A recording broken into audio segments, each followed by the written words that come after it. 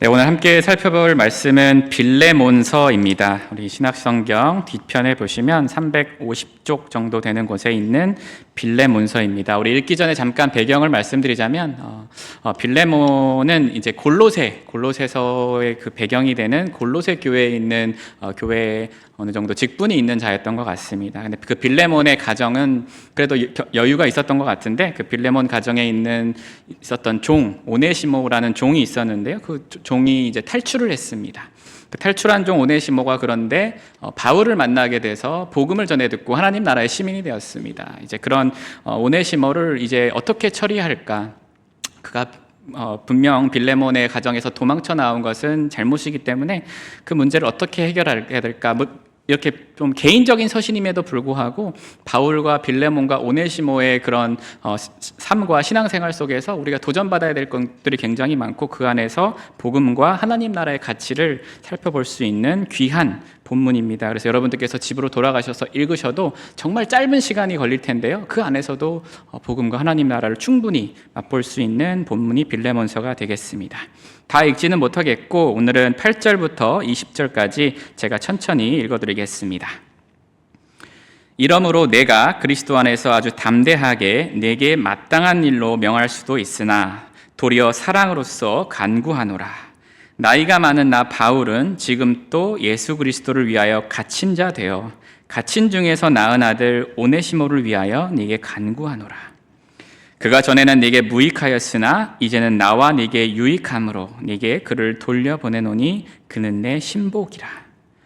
그를 내게 머물러 있게 하여 내 복음을 위하여 갇힌 중에서 내 대신 나를 섬기게 하고자 하나 다만 내 승낙 없이는 내가 아무것도 하기를 원하지 아니하노니 이는 너의 선한 일이 억지같이 되지 아니하고 자의로 되게 하려 함이라. 아마 그가 잠시 떠나게 된 것은 너로 하여금 그를 영원히 두게 함이리니 이후로는 종과 같이 대하지 아니하고 종 이상으로 곧 사랑받는 형제로 둘 자라. 내게 특별히 그러하거든 하물며 육신과 주 안에서 상관된 네게랴. 그러므로 네가 나를 동역자로 알진대 그를 영접하기를 내게 하듯 하고 그가 만일 내게 불의를 하였거나 내게 빚진 것이 있으면 그것을 내 앞으로 계산하라. 나 바울이 친필로 쓰노니 내가 갚으려니와 네가 이외에 네 자신이 내게 빚진 것은 내가 말하지 아니하노라. 오 형제여, 나로 주 안에서 너로 말미암아 기쁨을 얻게 하고 내 마음이 그리스도 안에서 평안하게 하라. 아멘. 네, 지난 목요일 휴일이었는데 휴일 잘 보내셨습니까? 지난 목요일 광복절이었는데요. 제국주의 일본의 그런 불법적인 침입 그리고 수탈당했던 36년의 그런 일제강점기로부터 해방, 이 땅의 빛을 되찾았다라는 의미의 그 광복절을 우리가 보내게 되었는데요. 그러면서 그 하루 동안만큼은 해방, 자유에 대해서 생각해 볼 수 있는 날이었습니다. 그래서 광복절 하면 우리가 쉽게 떠올릴 수 있는 키워드들이 있는데 바로 독립과 해방과 자유 정도가 될 것 같습니다. 정치적으로 어느 당을 지지하는가는 중요하지 않습니다. 오히려 이제 나라 전체가 사실 지난 정권 때는 공정에 대해서 많이 이야기했던 것 같습니다. 어떻게 하면 우리 사회를, 우리 세상을 좀 더 공정한 세상으로 만들어 볼까? 각자가 그 공정한 사회를 위해서 생각들을 내놓았습니다. 방법들을 내놓았습니다. 그리고 이번 정권에서는 자유에 대한 것이 취임사부터 시작돼서 지난 목요일에도 자유에 대한 이야기를 많이 들었습니다. 그래서 자유에 대한 담론이 계속해서 이어진다면 우리 세상이 조금 더 좋아질 것이라는 생각을 할 수 있는데 문제가 있습니다. 문제는 평등이 되든 공정이 되었던 자유가 되었던 어떤 키워드가 되었던 각자가 생각하는 평등, 각자가 생각하는 공정, 자유가 다르다 보니까 어떤 사회적으로 합의를 이끌어내는 것이 참 어렵습니다. 그래서 자유가 무엇인지 충분하게 숙론을 거치지 않으면 민주주의는 설득과 합의를 통해서 점점 더 민주적인 사회로 이끌어가는데 설득과 합의 없이 숙론 없이는 절대 지금의 위기를 맞고 있는 민주주의가 더 나아질 거라는 소망도 그다지 가질 수가 없겠습니다. 그래서 그렇다면 성경은 어떤지, 예수님이 시작하신 그 하나님 나라에서는 자유가 어떤 모습인지 오늘 빌레몬서를 통해서 좀 살펴보고 도전받기를 소망합니다. 그래서 성경에서도 자유에 대한 말씀이 굉장히 많습니다. 자유는 18세기 근대 사회 또는 20세기, 21세기 현대 사회의 산물이 아니라 성경 고대 사회에서부터 이미 자유에 대한 언급이 많고 성경에서도 그 자유에 대한 언급이 많은데요.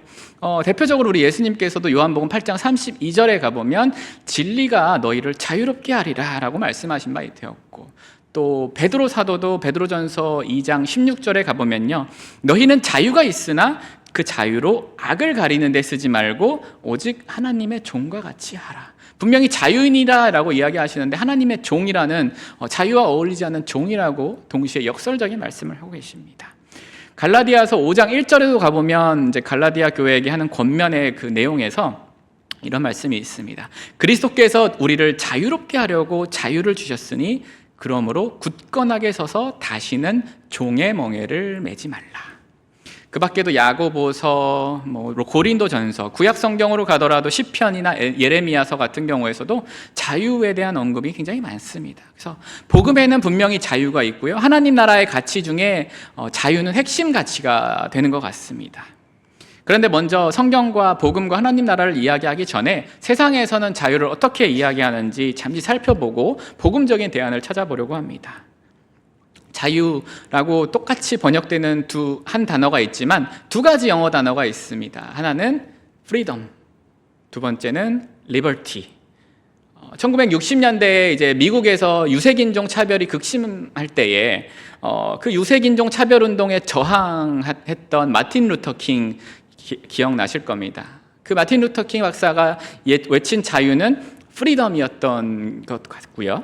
그리고 우리가 뉴욕 여행하시게 되면은 아마도 많은 분들이 놓치지 않고 꼭 가봐야 될 명소로 자유의 여신상을 꼽으실 텐데, 자유의 여신상에 쓰여진 단어는 프리덤이 아니라 리버티입니다. 프리덤과 리버티, 두 단어가 똑같이 한국어로는 자유로 번역되는데 어떻게 뉘앙스가 다를까 잠시 살펴보려고 하는데요. 리버티, 처음 리버티는 해방의 개념이 있습니다. 해방, 벗어나다. 온갖 구속과 억압으로부터 벗어날 자유. 그래서 그거를 이제 현대사회의 권리와 이렇게 연결을 시키면 이렇게 쉽게 얘기할 수 있습니다. 내가 하고 싶은 거를 할 수 있는 자유, 권리.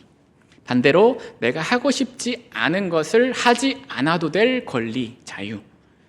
그런데 문제는 그 권리가 이 어스르고 거스른 세상 속에서, 죄와 사망의 권세가 가득한 세상 속에서 그 권리가 왜곡되기 시작합니다. 내가 하고 싶은 말을, 원하는 말을 할 수 있는 권리가 자칫하면 다수 사람들에게는 상처가 되고 손해가 되고 그런 경우가 많은데, 그럼에도 불구하고 그 나의 말은 발언의 자유로 정당화되기도 합니다.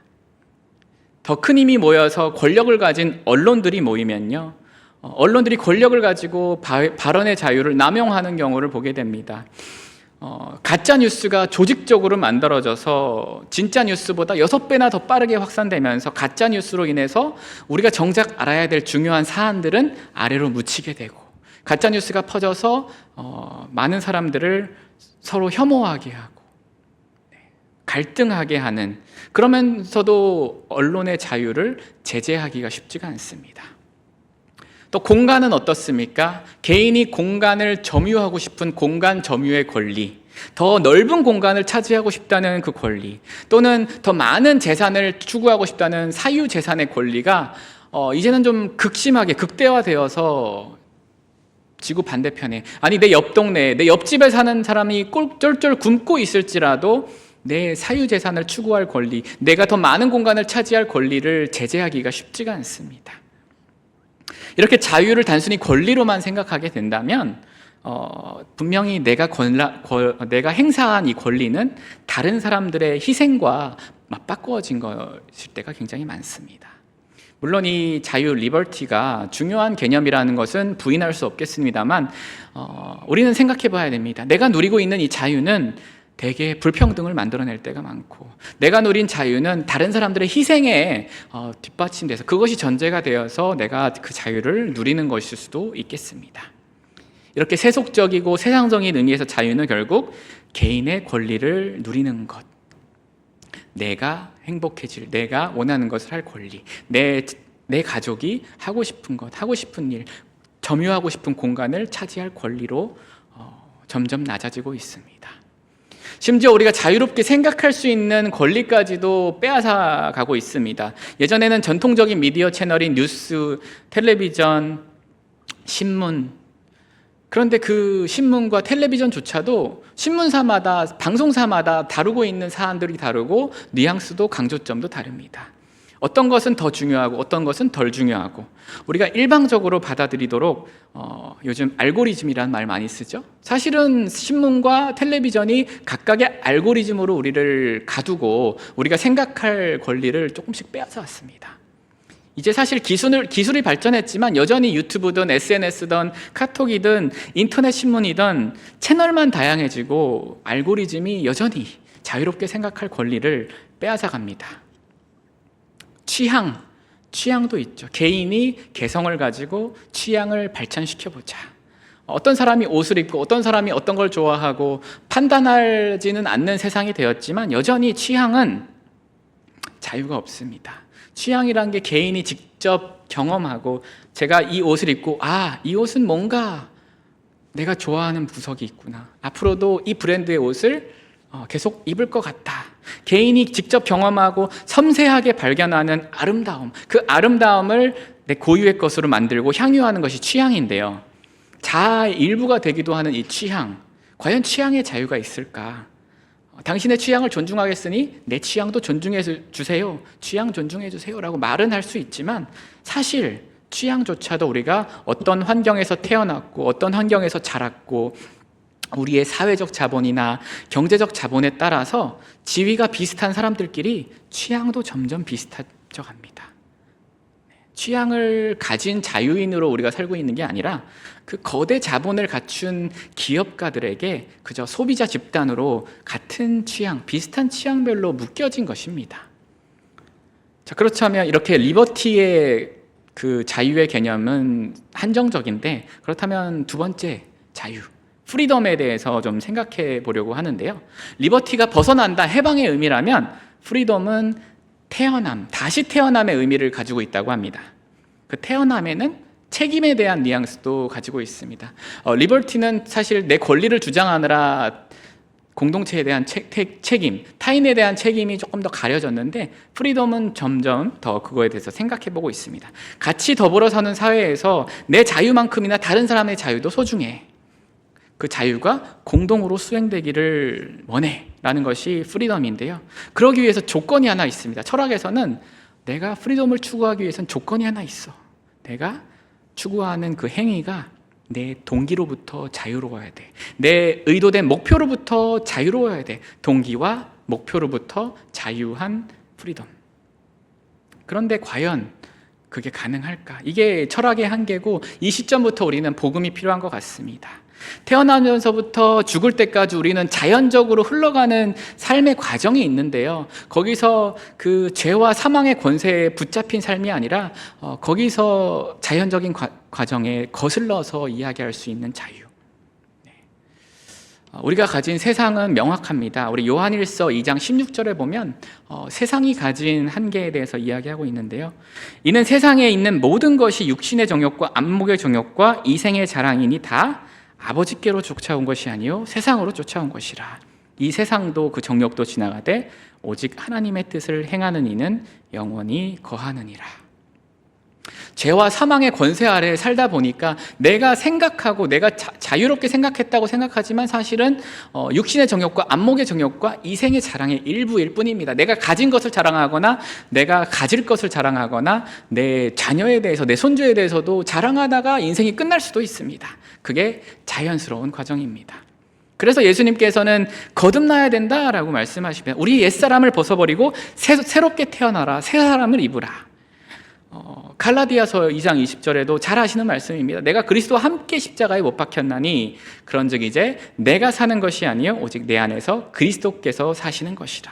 이제 내가 육체 가운데 사는 것은 나를 사랑하사 나를 위하여 자기를 버리신 하나님의 아들을 믿는 믿음 안에서 사는 것이라. 기독교는 죽어서 가는 천국만 이야기하는 사후세계의 종교가 아니라 미래에 완성된 천국, 미래에 완성될 그 하나님의 나라가 죽으시고 부활하신 예수님을 통해서 현재로 뚫고 들어온 사건입니다. 미래의 그 어떤 것이 현재로 뚫고 들어왔습니다. 미래의 하나님의 나라가 지금 이 땅에서 새롭게 태어난 하나님의 나라의 시민들을 통해서 부분적으로나마 간접적으로나마 점진적으로나마 이루어지고 있습니다. 그 새롭게 태어난 사람들이 누리는 그 복음, 그 하나님의 나라가 그 사람들이 누리고 있는 이 자유가 오늘 이 빌레몬의 가정, 그리고 그 가정이 섬기고 있는 골로새 교회에 잘 나타나고 있습니다. 말씀드렸다시피 도망친 노예 오네시모는 빌레몬의 가정에서 탈출하면서 리버티를 꿈꿨습니다. 아마도 빌레몬은 그래도 비교적 다른 주인보다 선한 주인집 가정의 가장 아니었겠습니까? 그런데도 불구하고 오네시모는 자유, 리버티를 꿈꾸면서 그 빌레몬의 가정에서 도망쳤습니다. 근데 그냥 도망칠 수가 없습니다. 돈이 필요합니다. 아마도 돈을 좀 훔쳐서 달아났겠죠. 그런데 단순히 그렇게 해방됐다고 해서 오네시모가 자유인이 될 수 있었을까요? 어쩌면 기울어진 운동장 로마 시대 로마 제국에서 다시 종이 될 가능성이 높지 않았겠습니까? 돈이 떨어지면 다시 누군가의 밑에서 종으로 일하게 될 가능성이 높은 시대를 살고 있었습니다. 그런 세상을 살고 있습니다. 그러다가 바울을 만났고요. 바울이 전한 예수 그리스도의 복음과 하나님 나라를 알게 되고 새 사람을 입었습니다. 진정한 의미의 해방, 자유를 맛보는 그리스도인이 되었습니다. 리버티가 아니라 프리덤을 맛보는 신앙생활을 하게 된 것입니다. 새롭게 태어난 오네시모는요, 이제 하나님 나라의 복음에 참여하는 바울의 사역에 함께 일하는 동역자가 되었습니다. 유익한 존재가 되었습니다. 거기서 끝이 아닙니다. 이제 다시 마주치고 싶지 않을 과거, 내가 도망쳐 나왔던 주인 빌레몬, 그리고 그의 가족, 그리고 골로새 교회에 다시 돌아가게 됩니다. 왜 그렇습니까? 복음은 오네시모의 그 과거, 오네시모를 평생 사로잡았을 그 죄책감, 범죄, 죄책감, 그로부터 해방시켰고요. 평생 원수가 되었을 오네시모와 빌레몬의 관계를 완전히 새롭게 태어난 새로운 관계로 바꿔놓는 것이 복음이기 때문입니다. 그래서 이제 오네시모의 앞으로의 삶은 빌레몬에 달려 있습니다. 그래서 바울은 이제 빌레몬에게 편지를 하면서 이 자신의 아들과 같은 심복이라고 표현되어 있는데, 심복의 어원에 보면은 심장이거든요. 내 심장과 같은 내 아들 오네시모를 다시 너에게 돌려보낸다. 그러면서 가능하면 나랑 같이 오네시모가 사역할 수 있게 허락해다오. 이렇게 편지하는 게 빌레몬서 아니겠습니까? 이제 전적으로 빌레몬의 선택에 달려 있습니다. 빌레몬에게는 선택의 자유가 있습니다. 도망쳐서 자기의 명예를 손상시킨 이 오네시모를, 그것도 자기의 재산을 훔쳐서 달아난 이 도망친 노예를 로마 제국의 법과 관례대로, 전통대로 인간이 아니라 재산에 불과한 이 노예를 손쉽게 처형시킬 수 있는 권리가 있습니다. 리버티가 있습니다. 믿는 사람으로서 양심이 있어서 오네시모가 고문당하고 죽는 게 좀 괴롭다면 오네시모를 평생 노예로 삼아서 그동안 끼친 손해보상을 청구할 수도 있습니다. 아니면 내 눈앞에서 보기 싫어, 나한테 상처만 준 이 노예, 다른 노예 매매상에게 다시 팔아버릴 수도 있습니다. 그런데 복음이 주는 자유는 아닙니다. 복음이 주는 자유는 오네시모를 받아들이는 것입니다. 그것도 그냥 받아들이는 것이 아니라 형제로서, 먼저 하나님의 은혜와 먼저 하나님의 사랑을, 먼저 하나님 나라의 시민의 가치를 알고 있는 빌레몬이 이제는 그 사랑의 빚진 자로서 오네시모를 형제로 받는 것입니다. 오네시모를 다시 받아서 바로 풀어준다면 오네시모는 다시 노예로, 다시 다른 사람의 종으로 전락할 수도 있습니다. 평생 도망친 노예라는 그 과거의 낙인이 여전히 그의 삶 속에 자리 잡아서 평생 따라다닐 수밖에 없을 것입니다. 그런데 이제는 골로새 교회가, 성숙한 교회가 이 오네시모를 형제로 받아들이는 겁니다. 그래서 이 빌레몬서가 굉장히 개인적인 편지 같지만요, 복음은 빌레몬과 오네시모의 그 개인적인 관계만 회복시키는 것이 아니라 한 하나님을 아버지로 섬기는 교회 공동체, 한 하나님의 나라와 한 비전을 꿈꾸는 교회 공동체가 회복되는, 그게 복음입니다. 그래서 빌레몬의 교회에 바울이 편지를 한 통 더 보내거든요. 골로새서입니다. 골로새서 3장 8절부터 보면은 여기에 대한 더 부가적인 설명이 나옵니다. 읽어드리겠습니다. 이제는 너희가 이 모든 것을 벗어버리라. 곧 분함과 노여움과 악의와 비방과 너희 입에 부끄러운 말이라. 너희가 서로 거짓말을 하지 말라. 옛사람과 그 행위를 벗어버리고 새 사람을 입었으니 이는 자기를 창조하신 이의 형상을 따라 지식에까지 새롭게 하심을 입은 자니라. 거기에는 헬라인이나 유대인이나 할레파나 무할레파나 야만인이나 스구디아인이나 종이나 자유인이 차별이 있을 수 없나니 오직 그리스도는 만유시요 만유 안에 계시니라. 그러므로 너희는 하나님이 택하사 거룩하고 사랑받는 자처럼 긍휼과 자비와 겸손과 온유와 오래 참음을 옷 입고 누가 누구에게 불만이 있거든 서로 용납하여 피차 용서하되 주께서 너희를 용서하신 것 같이 너희도 그리하고 이 모든 것 위에 사랑을 더하라. 이는 온전하게 매는 띠니라. 그리스도의 평강이 너희 마음을 주장하게 하라. 너희는 평강을 위하여 한 몸으로 부르심을 받았나니 너희는 또한 감사하는 자가 되라.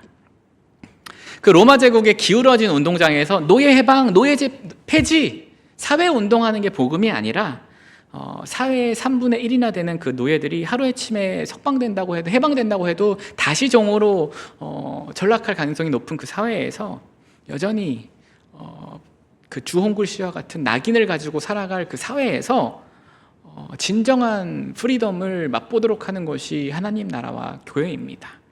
이 땅 한반도의 역사에서도 똑같은 비슷한 일들이 벌어졌습니다. 1894년 갑오개혁이 있었습니다. 갑오개혁에 있어서 갑오개혁은 신분제 폐지. 이제는 양반과 중인과 노비가 차별이 구별이 없다. 그런데 여전히 갑오개혁 이후에도 또 다른 기득권, 세도 가문이 등장해서 또 다른 차별이 있는 사회를 만들어내지 않았습니까? 양반 집안 출신들이 여전히 노비 집안 출신들을 보면서 야, 너 출신 성분이 좀 그렇지 않냐? 무시하는 사회로 이어지지 않았습니까? 신분제 사회가 없어졌다고 할지라도 여전히 우리 현대사회는 계급제 사회로 취향마저도 계급을 따라서 내가 시계를 좋아해서 시계를 산다고 할지라도 인터넷에 가보면요 시계의 계급도가 있는 그런 사회를 살고 있습니다. 그래서 신분제 폐지, 한반도에서 신분제 폐지는 1894년 갑오개혁으로 일어난 게 아니라 담임 목사님이 일전에 소개하셨던 그 1905년 전북 김제의 금산교회에서 이루어진 것입니다. 양반 출신 조덕삼이 있습니다. 조덕삼의 집에서 마부로 지내던 노비 이자익이라는 분이 있었습니다. 같은 교회를 섬기고 있었습니다. 근데 장로 투표에서 노비 출신 이자익이 먼저 장로로 선출되었습니다. 그런데 그때에 내가 비록 우리 집에서 마부로 일하고 있지만 이 사람을 장로로 잘 섬기겠다. 그래서 더 하나님 나라와 같은 공동체를 만들어 가겠다. 이 복음이, 이 하나님의 나라가 1905년 금산교회에서 구체화된 것입니다. 갑오개혁이 할 수 없었던 것, 1863년 미국의 노예 해방 선언문이 할 수 없었던 것, 대한민국의 재헌헌법이 할 수 없었던 것을 1905년 금산교회에서 하나님 나라의 가치를 아는 사람들이 구체화할 수 있었습니다. 복음이 가능하도록 한 것입니다. 그래서 경제적 수준이 비슷한 사람들끼리, 사회적 지위가 비슷한 사람들끼리, 취향도 점점 비슷해져가는 사람들끼리 모이는 현대 교회들이 도전받아야 될 것입니다. 보수는 자유, 진보는 평등 이렇게 외치는 세상에서 자유하고 평등이 충돌하잖아요. 그런데 복음 앞에서는 자유와 평등이 충돌하지 않습니다. 자유와 평등이 함께 숨쉬면서 복음으로 새 옷을 입은 사람들이 모인 곳에는 자유와 평등이 둘 다 살아 있습니다. 그래서 정의로운 하나님의 나라가 이루어지고요. 골로새서에서 이야기한 것처럼, 빌레몬서에서 이야기한 것처럼 평강과 기쁨까지도 함께하는 것이 바로 하나님의 나라입니다. 빌레몬은 빌레몬대로 성숙한 그리스도인 되기 위해서 사회와 관습, 전통을 따르지 않고 노예 출신, 도망친 노예 출신, 나에게 해를 입힌 노예 출신 오네시모를 받아들여야 되고요. 오네시모는 사실 믿은 지 얼마 안 되는 초심자, 새신자라고도 볼 수 있을 것 같습니다. 그런데 이 복음을 믿은 지 얼마 안 되는 이 오네시모가 이제는 바울을 통해서, 빌레몬을 통해서, 골로새 교회 교인들을 통해서 하나님 나라가 어떤 곳인지 경험하는 자가 되지 않겠습니까? 그래서 평생 복음의 빚진 자, 하나님의 사랑의 빚진 자, 은혜의 빚진 자로 살아갈 오네시모의 미래가 훤히 보입니다. 그리고 이보다 앞장선 바울은 어떻습니까? 편지를 쓰고 있는 바울은요, 하나님의 일하심, 섭리라고 하죠. 하나님의 섭리를 보는 바울입니다. 오네시모와 빌레몬의 관계는 도망친 노예와 주인의 관계에서 그저 서로 화해, 악수해 이런 관계가 아니라 새로운 관계다라고 이야기합니다. 우리 15절, 본문 15절을 보면 표면적으로는 오네시모의 잘못인데 이면에서는 이조차도 귀하게 쓰시는 하나님에 대해서 이야기하고 있습니다. 아마 그가 잠시 떠나게 된 것은 너로 하여금 그를 영원히 두게 함이리니, 영원한 관계로 만들었습니다. 구약성경 창세기에서 새 사람을 입은 요셉 기억나시죠? 요셉이 국무총리가 된 것이 중요한 것이 아니고 그 국무총리가 될 때까지 신앙훈련을 받은 하나님 나라의 시민의 가치를 배운 그 요셉이 자신을 죽도록 미워했고 자신을 애굽의 노예로 팔았던 평생 고생하게 했던 지난 과거를 뒤로하고 형들을 탓하기보다 그 안에서 하나님의 섭리를 발견합니다. 그래서 창세기 이제 47장 7절과 8절을 보면 하나님이 큰 구원으로 당신들의 형들의 생명을 보존하고 형들의 후손을 세상에 두시려고 나를 형들보다 먼저 보내셨나니 그런즉 나를 이리로 보낸 이는 형들이 아니라 하나님이시라. 이런 하나님의 섭리를 이해하는 요셉과 형제들, 그런데 신앙 훈련이 다음 세대까지 잘 전수되는 것 같지는 않습니다. 그 하나님의 섭리를 모르는, 공동체가 어떤 곳인지 모르는, 하나님 나라가 어떤지 모르는 이스라엘 백성들이 사사기에서 우리가 읽고 있는 대로 위기를 맞고 있지 않습니까? 이 하나님의 섭리를 아는 바울, 또 바울은 예수 그리스도의 복음을 알기 때문에 예수님의 마음을 본받아서 이렇게 이야기합니다. 18절 읽어드리겠습니다. 오네시모가 만일 내게 불의를 행하였거나 내게 빚진 것이 있다면 그것을 내 앞으로 계산해라. 십자가를 대신 지는 삶. 그것도 13절 14절에 보면 오네시모를 자유롭게 해서 나를 도와서 하나님 나라 일을 같이 하면 좋겠지만 빌레몬, 너 승낙 없이는 나 아무것도 하지 않을 거야. 너의 선한 일이 억지가 아니라 자의로 되기를 바란다. 전통적인 교리, 바울 사도가 가진 권위, 더 나이가 많아서 경험이 풍부해서 연륜에 호소하는 것이 아니라 다시 태어난 프리덤을 맛본 빌레몬의 마음속에서 일하시는 성령님, 그 성령님이 빌레몬을 억지로가 아니라 자의로 이끌어 가실 거야. 자발적으로 결정하도록 두는 그런 바울의 모습을 볼 수 있습니다. 하나님의 섭리, 예수님의 그 십자가의 은혜, 그리고 성령님의 일하심. 모든 것을 계획하시고 이끌어 가시는 하나님의 계획과 섭리를 이해하는 것이 오늘 우리가 기도해야 할 이유입니다. 하나님의 섭리와 하나님의 계획이 어떤 것에 있습니까? 그리고 예수 그리스도와 부활을 통해서 우리가 하나님의 자녀가 되었듯이 오네시모가 빚진 것이 있으면 나한테 계산해. 고통을 함께 짊어질 수 있는 마음, 우리가 기도해야 할 기도 제목입니다. 신앙의 연조도 길고 경험도 연륜도 풍부한, 권위도 있는 탁월한 바울이 빌레몬과 그의 가정과 골로새 교회에서 일하시는 성령님이 가장 좋은 방향으로 이끌어 가실 거야 라는 믿음과 확신, 성령 하나님께서 이끌어 가신다는 그 믿음, 우리가 찬양해야 할 이유입니다. 그래서 오늘 드리는 이 예배가, 드려지는 기도와 찬양이 예배당에서 머무르는 그런 종교가 아니고 골로새 지역 빌레몬 가정에서 맛봤던 그 하나님의 나라를 우리가 어디에 있든지, 특별히 우리 영적 가족 공동체가 모인 이곳에서 맛볼 수 있기를 소망합니다. 하나님 나라의 그 복음적인 가치, 단순히 내 권리를 주장하는 그 자유가 아니라 죄와 사망의 권세에서 해방된, 그리고 하나님의 뜻대로 살아갈 수 있는, 하나님의 뜻을 행할 수 있는 그 자유, 그럼으로써 따라오는 기쁨과 평안, 그 하나님의 나라가 오늘부터, 지금부터 우리 가정과 우리가 모인 이 영적 가족 공동체인 교회에 점점 더 구체화될 수 있기를 주님의 이름으로 축원합니다. 우리 찬송가 455장 주님의 마음을 본받는 자 찬양하겠습니다.